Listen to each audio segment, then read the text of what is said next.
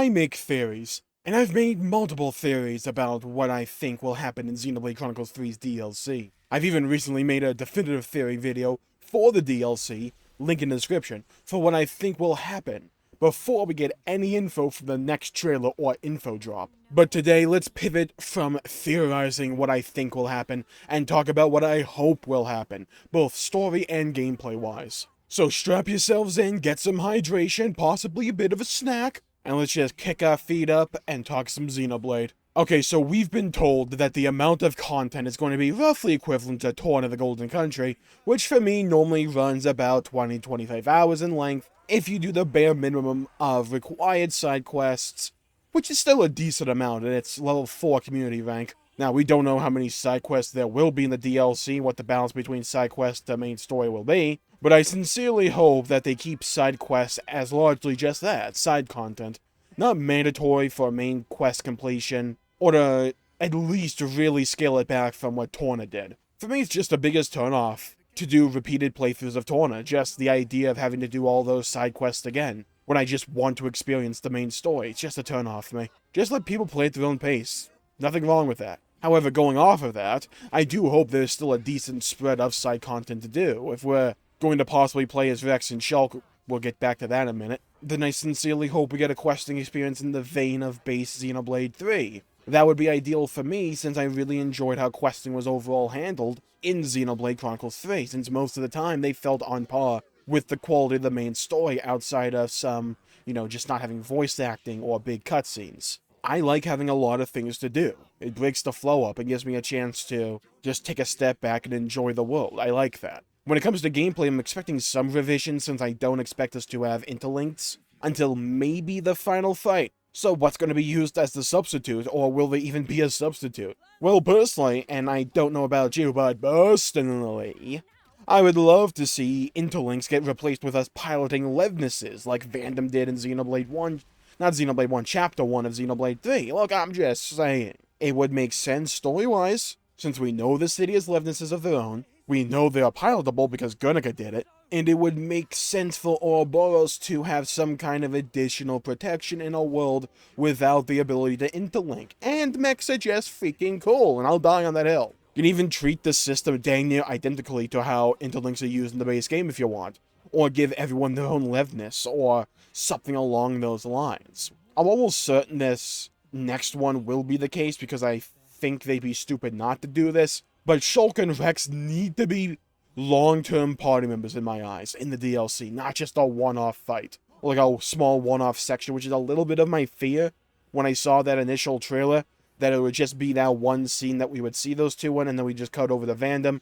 and play as a bunch of other people that I don't care about. Just let me play as Chatosaurus Rex, dual-wielding Aegis swords, and don't just relegate it to a 5-minute section or something. Let me play the DLC with those two. I'd love that. Also, again, this is just a hope and maybe a dream, but you know Zoro from One Piece? Bear with me here. This requires a little bit of explaining. Not much, though. You know Zoro has this thing called the 3-sword style? Yeah, I'm going to need Rex to do that with Nia's sword in his mouth or something. Just don't question it, just embrace how cool that would be. You can go even full Killer Bee with it or something, and have rock sights in his elbows or knees, possibly clenched between his cheeks. I don't know. I'm just saying, I'm giving ideas. And I imagine the DLC will probably take place not just in the new zone, which is basically just the Bionis leg from Xenoblade 1, but if we're going Torn of the Golden Country with this in terms of length and content amount, I'm hoping we get one other additional zone as well, just to mix it up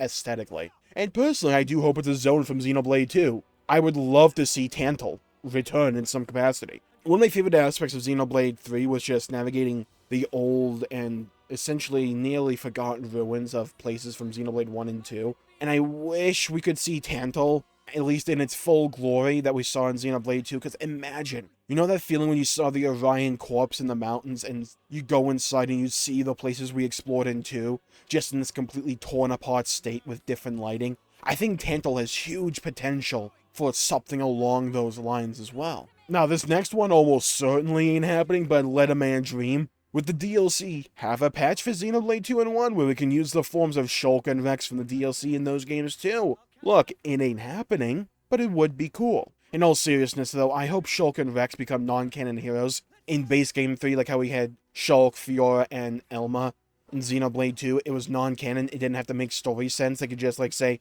oh, wow, you got isekai'd into this world? Cool, come along. Let's go play some Xenoblade 2. I hope something similar like that happens with Xenoblade 3. I think that'd be really freaking cool. Because I would also just love to see the base game continue to get support. Since we all know it's probably going to be years till we get another or anything major in regards to Xenoblade after this DLC releases. Now, this is a pretty big one for me, and it may just be a personal preference talking, or maybe I've just been burned too much in the past by other games and other stories, but I really hope there's an actual reason that Alvis seems antagonistic, and not just that he was always evil. I really like the overall story of Xenoblade 1, and I don't really want to see that touched or recontextualized with the idea that Alvis was always the villain or is going to turn into a villain. I'm just not sure how eager I am to see a story of him misinterpreting Shulk's world without God's request either, because at the end of Xenoblade 1, he kind of nailed it. He didn't really misinterpret it. I'm gunning that maybe he's just being mind-controlled by Zanza, like a fragment of Zanza, or just Zed, or something.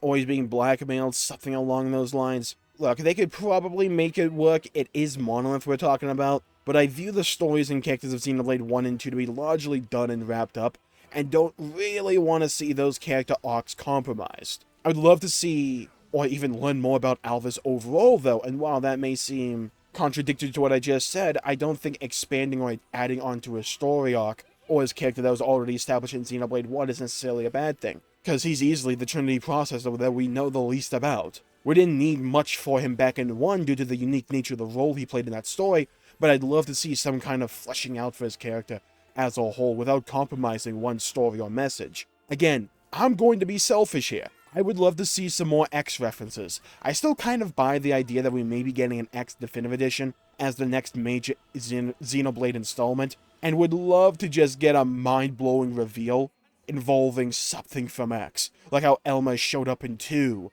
I know it's not canon in 2, but imagine how hype it would be to just be fighting something like a Mobius. You're down and out. You're back up on your feet as Vandom, saying the bell ain't rung yet or something. Then Mobius goes in for the final blow, and all you hear is just, uncontrollable! And it just starts ramping up and blaring out as Elma shows up somehow.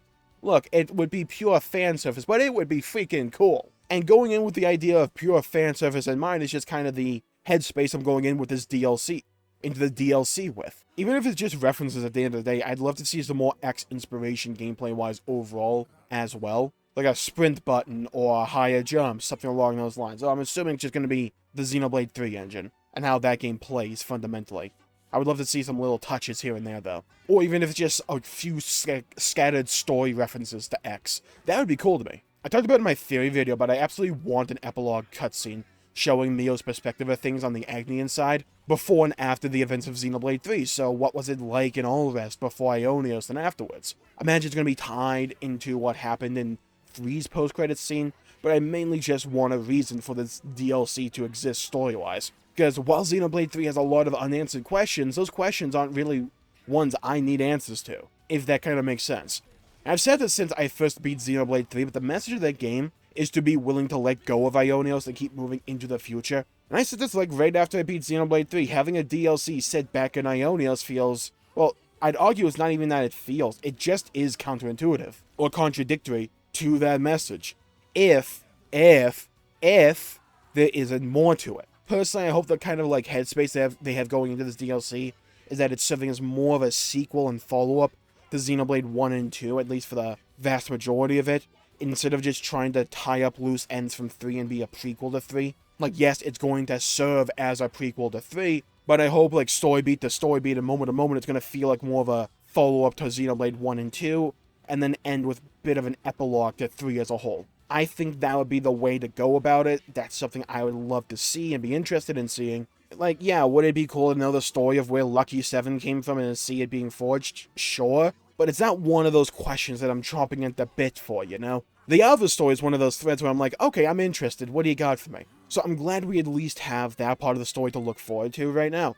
I'm optimistic about the DLC as a whole, don't get me wrong, but I want it to feel like an integral, necessary part of the story of Xenoblade Chronicles as a whole, instead of just answering questions that they just didn't have enough time to answer in the base game. And to wrap it all up, I think the biggest thing that I want to see is some kind of hook or cliffhanger.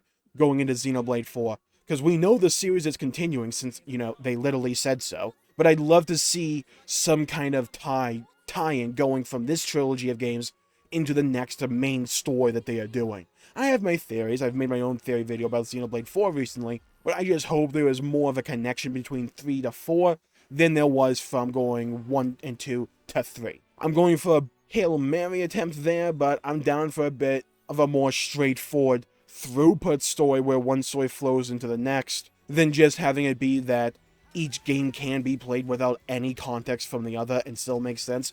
You can do that mostly, but I would love to have some kind of continuing storyline that we're addressing here. So yeah, I'm going to call the video there for today. Thank you for tuning in, my pleasure making the video. If you enjoyed it, please leave a like and subscribe. It really helps the channel out and helps support future content, and I greatly appreciate it. Stay safe, everybody. Have a great day. Leave a comment down below with your thoughts, your desires, what you want. Not necessarily what you think will happen. What do you want to see out of this DLC? Whether it's a story bit, a song, a moment, a gameplay section, a mechanic. What do you want to see? I would love to hear your thoughts and hear your opinions and hear your perspectives. Stay safe, everybody. Have a great day. Hit the bell icon to be notified when I upload in the future. And have a great day out there. Go play some video games if you can. And as always, I'll see you all next time.